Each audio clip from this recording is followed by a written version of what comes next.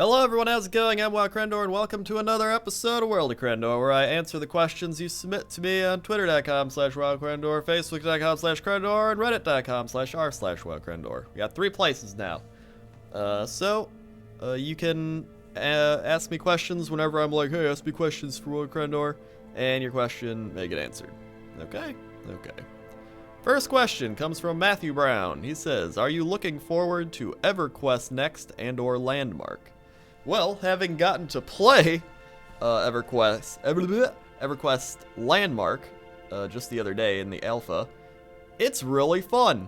And I barely even did anything and I had fun. And I think what's cool about it, I'll probably make a video or something on it pretty soon, but what's cool about it is that it feels different from other MMOs. And what I mean is, there's some other games out there right now, Elder Scrolls, that just feel the same. And it's like, it's okay. But EverQuest, the fact that there's voxels and that you can break apart the world and just form things and you get to claim your own land and you're building stuff, and it just adds this whole new element to an MMO RPG. And it's like enemies can actually break down your stuff you make, and they're not just static, and it feels like this could be, if they do it right, this could be the next innovation of MMO RPGs. And one thing I really liked is the lead designer guy. What's his name? I think I follow him on Twitter. Let me just make sure real quick his name. His name is David Georgeson. I think that's how you pronounce it, David Georgeson. And when you open up the alpha, he comes on the screen and talks to you like, hey, this is our alpha, blah blah. Some people just skip it, but I just thought it was really cool that he takes the time out to make this little video, and he explains what alpha is and his visions of the game and what he expects of you from playing the alpha. I just thought it was cool because it made me feel like he actually cares about the game and what he's doing, while some other games just here, play our game, whatever. And he's been really active on Twitter, so the head game dude is really interacting with the community and sharing that he wants this to be a good game. And he's the top person with EverQuest and EverQuest 2, so he knows what he's doing, and he's been around the block. So I'm really excited for this game. I think it's gonna be good, and I can't wait to have it advance through all the stages and actually become a solidified game. Yeah. Next question, Gavin M. Kokonar. I pronounced that wrong. If Blizzard let you pick the final raid boss for Warlords of Draenor, who would you pick and why? If I had to pick the final raid boss for Warlords of Draenor, I would obviously pick Gammon, but that won't happen. So, let's see, Gul'dan. He'd be kind of fun, because he's in Hearthstone. That's really the only reason I pick him, is because he's in Hearthstone, and he's a Gul'dan. Let's see, who else would be there? It'd be kind of cool if it was an advancement into current WoW, if you had to fight along Thrall's father and Garrosh's father or something like that. That'd be really cool. Or what if you fought with Garrosh's father to capture Garrosh? Oh, but that's not, Garrosh apparently isn't the end boss. I mean, I'd probably make it the Lich King riding zombie dragons, but that's just me. I don't know, because I have to really get into the lore more to actually realize who I'd legit want it to be. I mean, my joking bosses would be zombie dragons and gammon and such, so I'll say that. Embarrassed Embassy on Reddit asks, what do people over 50 think of your career? It seems that they wouldn't think it was an actual job. If you don't want to answer specifically about them, what about other 50 plus people you have encountered? Well, I don't know if you're 50 plus, or, because it's a pretty generalized age, it has to be 50, or specific, I mean, but, I mean, my parents are fine with my career because I don't know, they were always just like, do what you want. You know, they were never like, you have to do this. So I'm happy they were like that, because it's a very freeing feeling. That's a tongue twister. It's a very freeing feeling as well, because you're like, yeah, I can just do whatever I want, and they're not gonna judge me or whatever. So I was like, I'm gonna do YouTube. Ayo. But I mean, that was 3 years ago. 3-ish years ago, I actually started doing it as like a job, so I mean, it's been going for 3 years, so it's good for me. And as for people being like, get an actual job, the thing about that is there's a lot of people that don't understand it. And I mean, it's not even older people, it's just a lot of people in general don't understand it. Like people my age, you know, a lot of people just like watching YouTube that are like in grade school or high school or whatever, they don't really understand how you actually make money. Like people are like, well, what's your real job aside from YouTube? It's like, no, this is it. I mean, most people don't understand it because they're not actively on the internet and engaged in like business aspects of YouTube. I mean, I can go into it very deeply, obviously, because I've done it with YouTube and like general for like how long? 5, almost, I think 6 years. Was it 2009? 8? 9, 10, 11, 12. 13. I think it's 5 years. Okay, I think it's 5 years. But yeah, it's not the easiest thing to explain to people. Like, what do you do? It's like, I make videos on the internet. And they're like, oh, what kind of videos? Like, about video games. Some people are like, oh, that's really cool. Like, I know some people like are even like, oh, like World of Warcraft. I'm like, yeah, exactly. But it is kind of difficult to explain to people. So usually I'm just like, go to my YouTube channel and you'll see. YouTube.com/WoWcrendor. YOLO. And they're like, okay. And then they go there and they're like, wow, I didn't know you could actually do that as a living. It seems like I always end up talking about this too. But I felt like this is a good question because so many people, when I run into them, ask me about this. And I think there's this mindset of like a real job. Like, you need to get a real job. It's like, really? Nobody needs a real job. It's just a lot of people settle for real job. I mean, to think about it, a lot of people are like, what if YouTube crashes tomorrow? First off, YouTube's not going to crash like tomorrow because it's owned by Google, and it's the second biggest search engine behind actual Google. So it's ahead of like Bing and Yahoo. So that's one thing. They've invested a lot of money into it. It's a very solid platform. It's, you know, once you get the casual market, like older people that actually know about YouTube and younger people, it's just, you get a giant variety of a market base going to one place. It's hard to break them away from that. While if you're like, I'm gonna take my videos to, you know, Vimeo or something. No, like, a very small community knows what Vimeo is. You know, it's that type of thing. And I mean, it could happen anywhere. That's why the one thing I don't get is people are like, oh, I work my job at, you know, Jimmy's Burger Joint. It's like, well, Jimmy's Burger Joint can go bankrupt tomorrow too, just like YouTube can. It's the same thing. You know, and a lot of people are like, well, what would you do? Where would you work if you had to not do YouTube? I'm like an entrepreneur type person. I'm not like entrepreneur, like, I'm an entrepreneur. Like, I don't say that to people, even though I just technically did. I don't know. But I'm the type of person where I want to make my own business, and I want to grow it, and I like marketing and business, and that's what I like. So, if I didn't do YouTube, I'd be like doing social media and growing businesses and trying to make my own business. And it's just, that's what I enjoy. I don't like working for people. I like, you know, being the head person. And yeah. That's, I don't know, jobs are weird.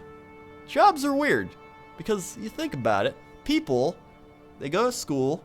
You go to school to get a job and learn about your job that you're gonna do and make money, but you pay all this money to make money, and then you pay so much money now that you end up paying off all the money you just spent to get the job that you... I don't know. There has to reach a point where you pay so much money for school that it's not worth the amount of money that you're going to end up making at the job you paid to go to school to get. Does that make sense? I don't know. Other countries seem to, like, non-American countries still seem to be doing well with school. Actually, no, it was like, I think UK was rioting about that, so I don't know. I work on the internet. Welcome, my life. In college, I would, like, look up how to make money on the internet. That was literally what I did in college. I'd play Pokemon in my one class, and then in other classes where I could go on the internet, I'd look up, like, how do I make money on the internet? I could make blogs, I could do this, I could do that. And I was just determined to make money on the internet. I didn't even care, like, whether it was a blog. Obviously, I wanted to have fun doing it, but it seems like this always turns into me talking about, like, why I do YouTube. I don't know. I get a lot of questions about it, including things like this, and it's just, blah. We're just gonna move on. Bobby Delisle asks, what is your opinion on the recent gameplay videos of Heroes of the Storm? I haven't actually seen recent videos of Heroes of the Storm, but I've played it at BlizzCon, and I thought it was super fun. One thing I like about it is that it's more focused on combat and less focused on farming up, so you don't have to farm gold. You don't have to get, like, crazy item builds and stuff like that. It's just very simplistic and combat focused. It's almost like a battleground in WoW. And I like that. I think it changes the genre of MOBAs a little bit. It changes it enough to where it can be a standout game because it's solely focused on combat. And I like that. I like that a lot. Because most of the time, you know, you play Dota if you're like the hardcore, like, yeah, MOBA. And then League of Legends is like a little more casual, but there's like a mix of like the casual people and the hardcore people in that game. I've just played it for so long and I like it better, so I play it. And then I feel like Heroes of the Storm is going to be one of those games where you can just hop in, play a couple games, and be like, alright, I'm happy with that. But I feel like it might even be more fun to watch because it is more combat focused. You don't have to watch people farm up in lane for like 20 minutes. And it'll probably have shorter games because of that too. So you know what? I'm excited for it. I think it's going to be really fun. And I want to get in the beta very badly. And I got some people at Blizzard that I emailed. I was like, hey, you know I want that beta, right? And they were like, yeah, we know you want that beta. And I was like, yeah. And finally, we have a question from Mr. Minecraft XX1. Who says, how did you meet Jesse Cox, Total Biscuit, etc.? I feel like I answer this a lot too. This is why I just redo World of Crendor questions, because everybody just keeps asking the same ones. Just go back and watch the archive, you nerds. Anyway, how did I meet Jesse? He sent me a YouTube message. He was like, hey, you want to make a video? I know you make WoW stuff. I want to make a WoW video. Would you like to edit it? And I was like, sure. That's how we met. That was literally it. And then we just talked and we're like, hey, nice videos, you loser. And then bam. There you go. Total Biscuit.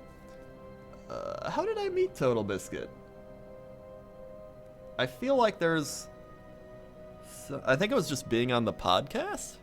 I think it was the first time I was on the podcast. That was like the first time I ever really talked to him. And then after that, you know, I was on it again. I think he, I don't know, he messaged me about something else, and then I was in his Blood Bowl league, and I think that's really where I talked to him the most, because we had our little, like, we still have it, our little, like, Blood Bowl, which has turned into YouTube therapy chat, where we can all rant there, and so, I think that's how I got to know him, but really, mainly just the podcast, I think. I don't even remember, to be honest. But I think that's how. And Dodger, I met over Twitter, because I was messaging her on Twitter for a while, and then I was like, hey, do you have Skype? And she was like, yeah, and then we just talked on Skype. So I met Dodger. I mean, all these stories are very uneventful with how I met people. It usually involves like some sort of social connection service such as Skype or Twitter or podcasting. So I mean, that's how people meet other people, right? You talk over stuff that allows you to talk. This is a great conversation. I bought Jurassic Park today on DVD. I'm excited to rewatch that. I felt you should all know. I keep going to Target and finding like $5 movies. I'm like, that's a good movie. I should buy it. And then I buy it. Yeah. I'm also drinking this coffee. Alright. Well, oh yeah, someone else was like, why are you doing so many World of Crendors lately? It's because I'm trying to do one a week, but they're kind of scattered all around. So sometimes they're closer together, sometimes they're further apart. I have 4 WoW videos planned in the making I'm writing right now. And then a bunch of other ones that are just like in the very first stages of development that I'll probably scrap half of them, because then after a few days I'm like, wow, this is a bad idea, I'm not doing this. But there's 4 for sure. I'm excited about them, and one is the WoW Hunger Games still. It has taken a long time to develop that one, because I want it. There's so many things about it. There's so many things that I just need to like work out the details of and how long I want it to be. It's just there's a lot more that goes into it. The hardest part of all this is always the writing, because writing the actual script and getting it all perfect in the way I want it it's really like 75% of it. Then you just gotta edit and voice it, which I mean, it's not, it takes like a day. So that's a look into the YouTube life, eh? That's why, oh my god, and then so many people are asking me like, well, I hate getting the question, why don't you make more machinimas? Or like, no, what was it? There's someone that was like, you don't work as hard as you used to back when you made your first WoW machinimas. I was like, first off, you do not know how hard I worked back when I made my first WoW machinimas. I guarantee you it was just as hard as I work today. Look, it was exactly the same, because first off, I put out a video like every 2 months back then, and that is a lot shorter than the span of how long I put out videos currently, or longer. I mean, I can't even think. It's a lot longer than the span of how often I put out videos now, if not equal to. I think the longest I would wait is like a month or 2. And it's just, a lot of it's nostalgic factor. Like, I'll go back and watch my videos and I'll be like, these are very not up to standards of what I do today. The audio's bad because I'm not using a good microphone. The editing's bad. The rendering's bad because I had a bad computer. A lot of it is just nostalgia. I understand that, because it's easy to watch something a long time ago and then watch the new things and be like, that's not as good. But I'm doing the same thing. I'm not gonna one-up my videos every time I make one. I'm not trying to. Like, some people are like, this isn't as good as your last one. I'm like, I'm not trying to one-up it. I'm trying to just make what I find fun. And if you like it, then you can watch that video. You can just watch that one if that's the only one you like. I'm not out here to be like, I'm gonna keep one-upping myself. And I think that's part of the whole video creation process that everyone has to go through that makes videos. It's like you're creating. It's so weird, because you're trying to balance work and art. You're trying to have an artistic outlet for yourself, and you're also trying to make work. But when you make something and people don't like it, but you like it because you had enough, time and energy and focus to actually make it, you're like, wow, I really enjoyed making that. And then everyone's like, wow, that's stupid, make a how to win. And it's like, well, I don't want to make a how to win. I want to make different things because they're fun. And they're like, no, he's it. And then I make that, and they're like, wow, this wasn't as good as the first how to win, or make it. And it's like, know what I'm saying? It's the nostalgia thing for people. And I mean, I've almost made like 100 WoW machinimas. That's a lot. That's a lot of machinimas, and I'm still going. I still got all these ideas to go. All right, I just had to rant. I'm sorry. that was me letting out feelings. That's just what I do here. We're almost at 20 minutes. Thank you for watching. I pretty much made up my own question for the final one, which was me ranting about stuff. But if you got questions, go Go to facebook.com/Crendor, twitter.com/WoWcrendor, reddit.com/r/WoWcrendor. We also got WoWcrendor.com, which takes you to all those places. Okay. Okay.